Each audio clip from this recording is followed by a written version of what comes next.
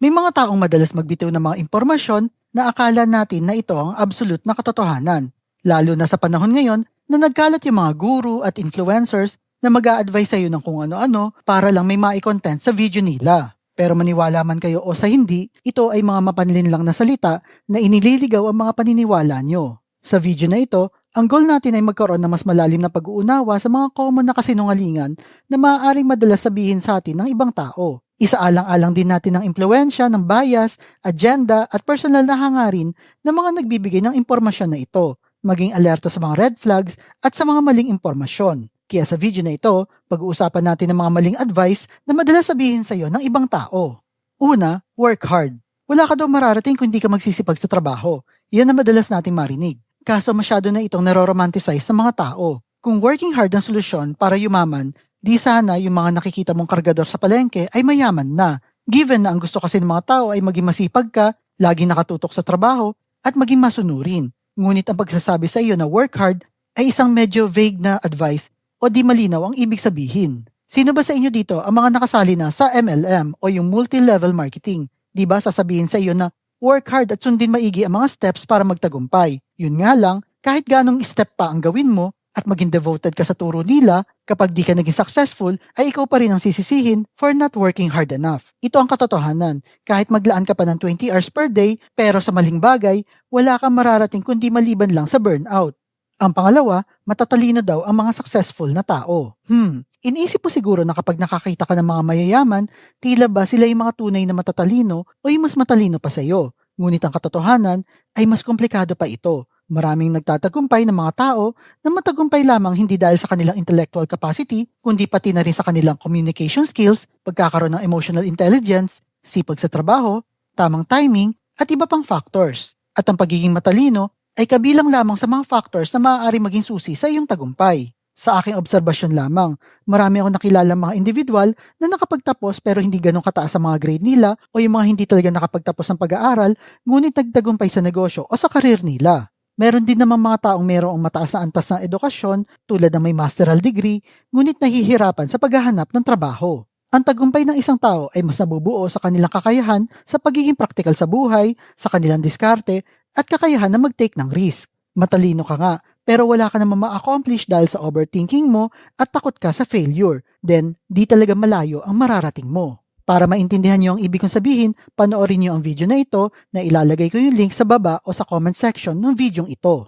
Ang pangatlo, ang kinabukasan mo ay nakasalalay sa grades mo. Well, madalas akong sabihan ng mga kamag-anak ko na wala daw akong mararating sa buhay kasi di naman ako matalino at ang baba ng mga grades ko sa school at isa pa, never daw ako nagkaroon ng award o medal sa school. Fast forward today, sa lahat ng interview na pinuntahan ko, walang ni isang nagtanong sa akin kung ano ang mga grades ko nung nag-aaral pa ako. Given kung nag-aaral ka pa, ay importante na pasado ang mga grades mo. Pero di naman dapat i-pressure mo ang sarili mo para sobrang taasan mo ang mga grades mo sa school upang makakuha ng trabaho at papuri mula sa mga kamag-anak mo. Well, di ko naman sinasabi na maging tamad ka at huwag ka mag-aral na mabuti, but instead, ang grades mo noon ay kadalasang di na related sa trabahong prospect mo ngayon.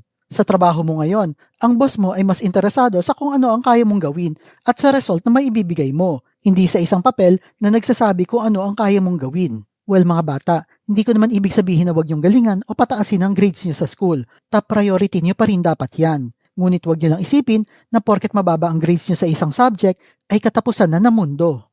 Ang pang-apat, ang pag-iipon ng pera ang mag-aahon sa iyo sa kahirapan. Isa sa mga reason kung bakit hirap ang mga tao makaahon sa kahirapan dahil ang paniniwala nila ay kailangan nila magtipid upang makaipon ng pera at makawala sa kahirapan. Given na matinding advocacy ko ito, yung pag-iipon ng pera, dahil para sa akin, ito ay ang first step papuntang financial freedom. Ngunit, di naman pag-iipon lang ang nag-ahon sa akin sa kahirapan. Kung ang gagawin mo lang ay maghanap ng mga paraan para makatipid, para may mahulog ka sa alkansya mo, ay di malayo ang mararating mo. Dahil kung sakto lang ang kinikita mo, anong gastos pa ang dapat mong ibawas para makapagtabi ka ng pera? Sa halip, dapat ay mag-focus ka kung paano mo mapapataas ang kinikita mo at makahanap ng ekstrang pagkakakitaan at kung ano man yung kinita mo dito sa ekstrang ito ay yun ang iipunin mo upang magkaroon ka ng kapital para makapagsimula ka ng negosyo o makapag-invest sa isang bagay. Yan mismo ang paraan na maaaring mag-ahon sa iyo sa kahirapan. Ang panglima, huli na paglagpas ng 40. Ang mga tao ay nabubuhay sa pare-parehas na pattern. Mag-aral, magtatrabaho, mag-aasawa, bibili ng bahay, bubuo ng pamilya at iba pa. Ngunit mahalaga na maintindihan natin na ang bawat isa sa atin ay may sariling timeline. Hindi mo naman dapat sundin yung norm na dapat may sarili ka ng bahay bago ka mag-30 o magkaroon ka ng pamilya bago ka mag-40. Ang konsepto ng oras at buhay ay nagbabago at mas maraming pagkakataon na dumarating sa iba't ibang yugto ng ating buhay. Hindi mo dapat ituring na huli na ang lahat paglagpas mo ng 40 at ito ay maaari maging panahon ng bagong simula at pagtanto sa mga pangarap na hindi pa naaabot.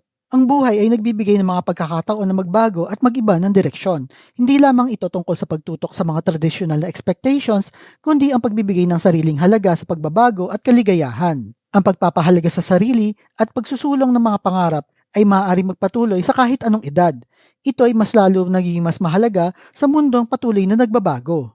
Ang pang-anim, money won't bring you happiness. Para sa akin, may dalawang uri ng problema, money problem at life problem. Kapag sinaming money problem, kailangan mong kumuha ng 3 trabaho para mabayaran lang ang mga bills mo at may pambayad ka ng rent ng bahay. Kapag life problem naman, ay kapag di mo alam kung ano ang passion mo sa buhay. So, kung life problem ay tinatanggalan ka ng motivation sa buhay, ang money problem naman ay sisirain ang ulo mo, kakaisip kung saan ka kukuha ng pera. Yun nga lang, di mo kayang isolve ang life problems mo kung hindi mo naman kayang isolve ang money problems mo. Malaking porsyento ng mga Pilipino ngayon ay nabubuhay lang below minimum wage. Meaning, ang pagkakaroon ng maraming pera para sa kanila ay 100% na makakapagpasaya sa kanila. Isipin mo ito, ang kahirapan ay nagiging sagabal sa pag-unlad at pagtuklas ng passion mo sa buhay.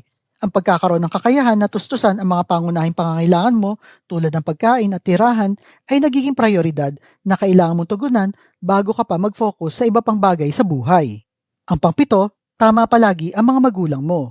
Ang katotohanan, ang mga magulang natin ay mga tao rin na nagkakamali at naguguluhan. Sa kabila ng pagtuturing natin sa kanila, sa pagiging haligi ng tahanan at gabay sa ating buhay, hindi sila immune sa pagkakamali at pagkukulang. Kinikilala natin sila bilang mga individual na may kakayahan na magkaroon ng malinaw na pag-unawa sa tama at mali. Subalit, sa kabila ng kanilang karanasan, madalas ay nag-aalinlangan din sila sa kanilang mga desisyon. Tulad natin, may mga oras na naguguluhan din sila sa mga pangyayari at sa sarili nilang desisyon. Kaya nga ang mga desisyon at payo nila ay dapat mo rin pag-isipan mabuti bago mo sundin ito. Ang pangwalo, do not judge the book by its cover. Actually, ang katotohanan, ang mga tao do judge the book by its cover. Sa mga online platforms pa lang tulad ng YouTube, ang mga content creators ay naglalaan ng mahabang oras upang makabuo ng mga engaging na thumbnails para sa kanilang video. Ito ay upang makaakit at mahikayat ang kanilang mga viewers na panoorin ang kanilang video. Ganon din sa Netflix, kung saan naglalaan din sila ng malaking halaga ng pera para sa kanilang mga thumbnails sa kanilang mga shows at pelikula. Dahil alam nila na ang mga tao ay madalas nagbabase ayon sa kanilang desisyon sa unang tingin. Ang idea ng first impression last ay umiiral dito at hindi ito lamang limitado sa mga online platforms. Sa pang-araw-araw na buhay din, ang paraan ng iyong pananalita, pananamit at pagkilala sa iyong sarili ay maaaring maging batayan ng mga tao sa kanilang unang pagtingin sa iyo at kung paano kanila tatratuhin. Kahit ito ay hindi dapat ang maging basehan ng iyong halaga o value sa mundo, ngunit ito ay may malaking epekto kung paano ka tatanggapin ng ibang tao. Ayan para sa akin ang mga maling payo na madalas kong marinig na sinasabi ng ibang tao. Kayo ba? Ano pa yung mga maling payo na madalas nyo marinig na sinasabi ng ibang tao? Type nyo naman sa comment section below. At kung mahilig kayo sa mga videos tungkol sa pera, motivation na business, like and share nyo lang ang video na ito at kita-kita po ulit tayo sa mga susunod na video.